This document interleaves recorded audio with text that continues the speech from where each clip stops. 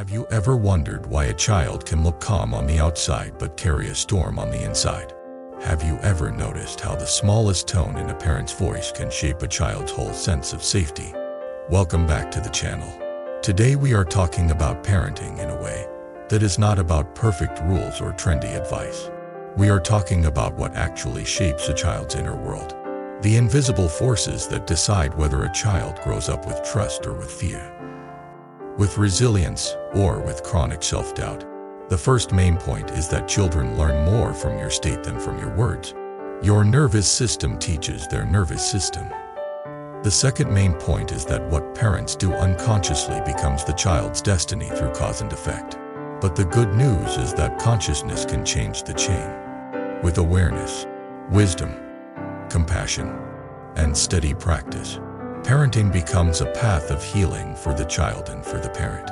Let me tell you a story, not a dramatic fairy tale. A quiet story that looks ordinary until you realize how powerful it is. There is a father named Adrian and a mother named Celine. They love their child, a daughter named Nora. They would do anything for her. They provide food, school, clothes, a home, and they genuinely want her to be happy. From the outside, it looks like a good family, but inside the home, life is fast. Adrian works long hours. Celine carries mental load, schedules, lunches, homework, appointments, cleaning. Both parents are often tired. They are not cruel, but they are stretched. When they are stretched, their patience becomes thin. When patience becomes thin, their tone becomes sharp. When tone becomes sharp, Nora learns to scan the air. Nora is a bright child. She learns quickly what gets praise and what gets friction. She learns to be easy. She learns to be quiet when her parents look stressed. She learns to hide sadness so she does not wait. She learns to smile and say, "I am fine." She learns to anticipate. She learns to perform. This is the beginning of a pattern that can last decades. And it often begins in homes where there is love but little regulation. One day Nora brings home a drawing. She is proud. She runs to show Celine. Celine is on the phone with a work issue. Celine looks quickly and says, "That's nice. Go wash your hands." Nora freezes for half a second, then says okay and walks away. Nothing dramatic happened. No yelling, no insult, just a moment. But inside Nora, something happens. Her nervous system registers a lesson. My excitement is not safe to express when adults are busy. My joy is inconvenient. My need for attention is a burden. If I want connection, I must time it perfectly. A child does not think these sentences in words. A child learns them in the body. That night, Nora lies in bed and remembers the moment. She feels embarrassed that she cared so much. She tells herself not to care. She begins practicing not needing. This is where parenting becomes spiritual. Because what is happening is not about drawing. It is about belonging. It is about whether the child feels seen. Now let us add another scene. Adrian comes home late. He is exhausted. Nora wants to tell him about a small problem at school. A friend excluded her. She felt lonely. She does not know how to name it, but she knows it hurt. She says, "Dad, something happened today." Adrian, still wearing stress, says, "Can we talk later? I had a long day." Nora says, "Okay." Again, not cruel, but the timing repeats. The pattern repeats. Later, Adrian forgets to ask. Nora forgets to bring it up again. The pain becomes private. Private pain becomes shame. Shame becomes a habit of self-abandonment. This is how children become adults who say, "I do not know why I cannot open up. I do not know why I freeze when I need help. I do not know why I feel guilty for having needs." Now let us be very clear. This story is not to blame parents. Parenting is hard. Adults are human. The goal is not perfection. The goal is awareness. So what should all parents be aware of? First, your emotional state is the real curriculum. Children learn safety through cues: tone, face, pace, touch, predictability, repair. If the parent is chronically anxious, the child learns that life is dangerous. If the parent is chronically angry, the child learns that love comes with threat. If the parent is emotionally absent, the child learns that connection is unreliable. If the parent is warm but unpredictable, the child learns to scan and manage moods. These are not moral judgments. These are nervous system facts. A child cannot reason their way out of the environment. They adapt. Adaptation becomes personality. Personality becomes destiny. This is why awareness matters. Because when parents become more regulated, children become safer without a single lecture. Second, what you do after you mess up matters more than never messing up. Every parent will snap sometimes. Every parent will miss a moment. Every parent will say the wrong thing. The question is whether the home includes repair. Repair is a sacred act. It teaches the child that relationships can break and return. It teaches the child that conflict does not equal abandonment.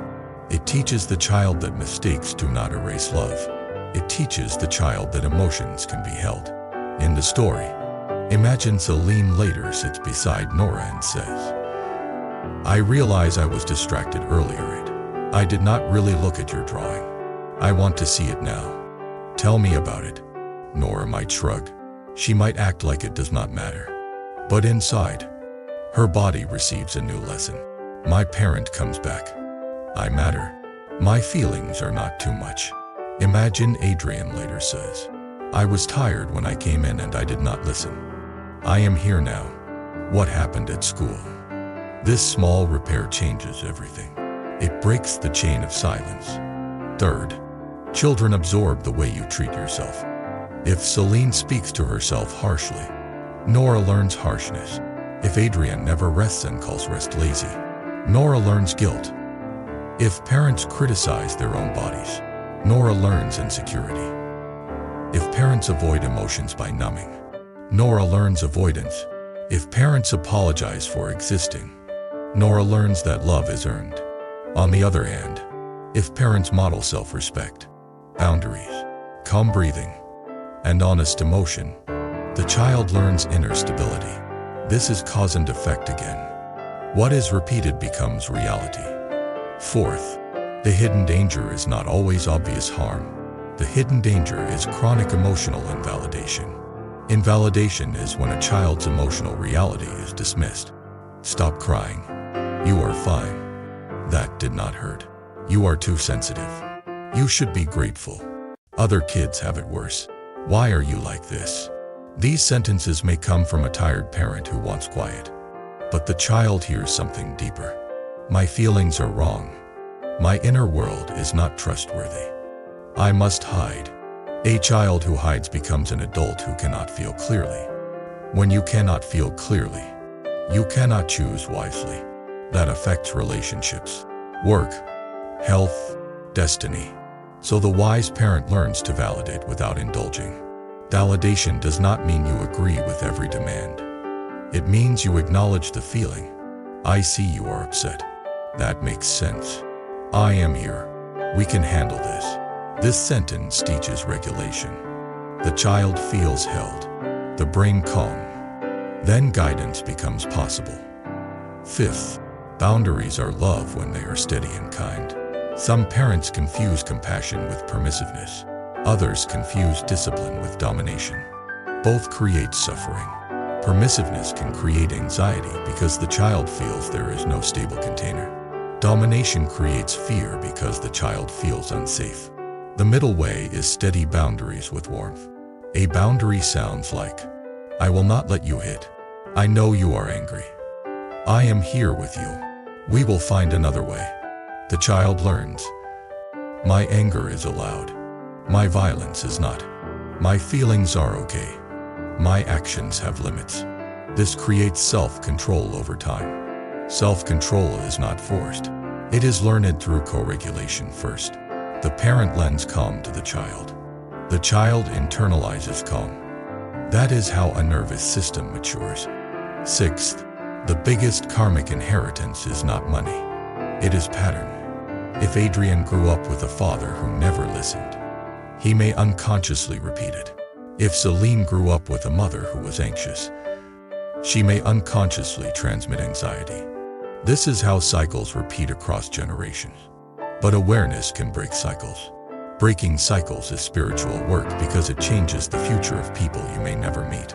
In the story, Celine begins noticing that when she is overwhelmed, she becomes sharp. She starts practicing a pause. Before she speaks, she exhales. She softens her shoulders. She lowers her voice. She chooses one clear sentence instead of 5 reactive sentences. Adrian begins noticing that when he is stressed, he withdraws. He practices coming back. He sets a 5-minute ritual where he sits with Nora and asks one question before he checks his phone. Not a long lecture, just one consistent ritual. These are small practices, but they are powerful. Small causes repeated create big results. Now let us go deeper. Because parenting is not only behavior. Parenting is energy. Children feel what you feel even when you hide it. If you are smiling but tense, they feel the tension. If you say, "I am fine," but your eyes are restless, they feel the restlessness. This is why many children become anxious in homes where no one talks about feelings. The feelings are still there, just unspoken. Unspoken feelings become ghosts. Children try to manage ghosts. That management becomes hypervigilance.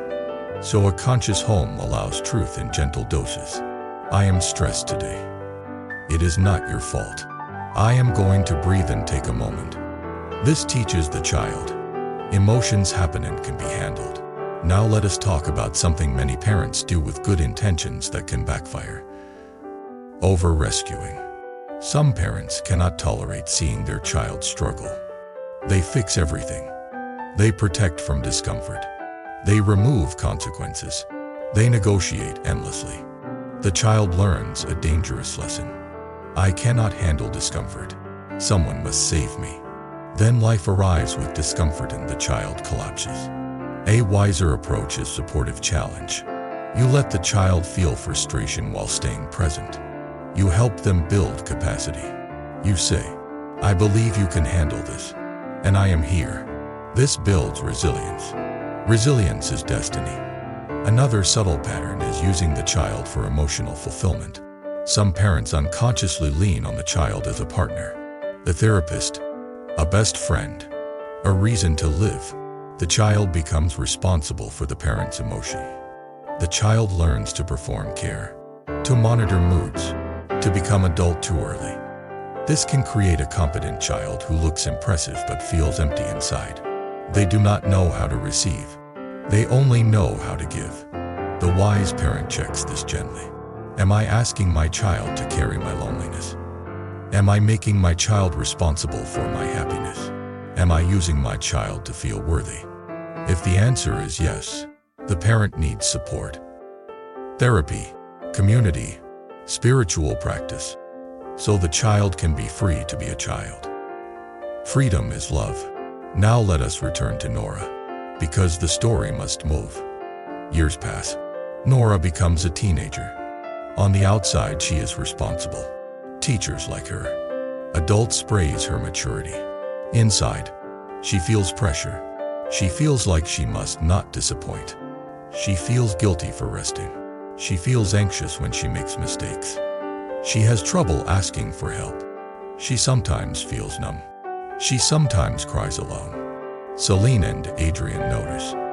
They feel worried. They do not understand why this happened because they love her. They did their best. This is where the most important parenting moment arrives. Not when the child is small. When the pattern is visible. Celine sits with Nora one evening and says, "I want to understand what it feels like inside you. Not the grades. Not the schedule. You." Nora shrugs. She says, "I am fine." Celine does not push. She says, "I believe you are trying to be fine. And I also think you might be carrying more than you show. If you ever want to talk, I will listen without fixing." That sentence is medicine. A week later, Nora has a hard day. She finally talks. She says, "I feel like I have to be perfect. I feel like if I disappoint you, you will be upset. I feel like I cannot breathe sometimes." Celine feels pain. She wants to say, "We never asked you to be perfect." But she catches herself. She remembers validation. She says, "That sounds heavy. Thank you for telling me. I am sorry if our stress made you feel like you had to manage us." "You do not have to carry that." Adrian joins. He says, "I have been tired and distracted. I want to change that. I love you even when you struggle." Nora cries. This is repair at a generational level. Now the home begins to shift. Not instantly, but gradually. Adrian takes time off his phone when he arrives. Celine asks for help instead of silently resenting. They speak openly about stress without making Nora responsible. They create routines of connection. A walk, a shared meal, a weekly check-in. They also encourage Nora to have support outside the family. Mentors, friends, maybe counseling. They normalize it. They remove shame. Nora begins to feel safer. Safety does not mean life becomes easy. It means the nervous system has a base. From a base, a child can grow. Now I want to speak directly to parents listening. If you want one simple takeaway, let it be this. Your child does not need you to be perfect. Your child needs you to be present and willing to repair. Your child needs to feel seen, not managed. Your child needs boundaries that are steady, not moods that are unpredictable. Your child needs validation of feelings, not dismissal. Your child needs your calm more than your lectures. And your child needs to know that love is not something they earn by performing. Love is something they receive because they exist. This is also where spiritual wisdom becomes real. Compassion is not a concept. Compassion is how you speak when you are tired. Wisdom is not a quote. Wisdom is the pause before you react. Karma is not a mystery. Karma is the daily cause and effect of your tone, your attention, your repair, your consistency. If you grew up in a home that did not give you these things, you may feel grief reading this. You may feel anger. That is valid. But you can also feel hope, because you can become the person who breaks the pattern. You can become the adult who learns regulation. You can become the parent who practices. You can become the mentor who offers safety. And if you are not a parent, you can still heal your inner child by giving yourself what you did not receive. This is how cycles end. I have seen families transform in small steps. A parent who used to yell learns to pause and apologize. A parent who used to be absent learns to show up consistently for 10 minutes a day. And that 10 minutes changes everything. A parent who used to shame feelings learns to validate. And the child stops hiding. These are not miracles. They are practice. And practice is the real miracle because practice is repeatable. Now let me share one more example that often unlocks compassion. Sometimes a parent snaps not because the child is bad, but because the parent is carrying unresolved pain. When the child cries, the parent feels overwhelmed because crying was dangerous in the parent's own childhood. So the parent shuts it down. The parent says stop crying, not because the parent hates the child, but because the parent cannot tolerate the feeling. That intolerance is the parent's unhealed wound showing up. If you are that parent, please do not drown in shame. Shame will only make you more reactive. Instead, treat it as information. Your nervous system needs support. You need rest. You need tools. You need someone to help you regulate. Because your child needs you regulated more than your child needs you correct. So here is a gentle practice you can try. When you feel yourself about to react, pause and exhale slowly. Feel your feet. Lower your voice intentionally. Name what you feel in one word. Then choose the smallest kind action you can do in that moment. Sometimes the kind action is stepping away for 30 seconds. Sometimes it is kneeling to the child's level. Sometimes it is saying, I am upset, and I am going to breathe. and then we will talk. Over time, the child learns regulation, and you learn it too. This is the hidden gift of parenting. Your child becomes your teacher. Your child reveals your patterns. Your child invites you into awakening if you are willing to learn. Thank you for being here with me. If you are a parent, I invite you to share what has been hardest for you. Is it patience? Is it consistency? Is it managing your own stress? If you are not a parent, share what you wish you received as a child that you are now learning to give yourself. Your story might help someone else feel less alone. Subscribe to the channel for more long-form stories that turn everyday life into spiritual practice with wisdom and compassion. Like the video if it gave you a new lens on parenting and healing. And if you want to support the channel and keep these deep conversations coming, you can join the membership and help this space grow.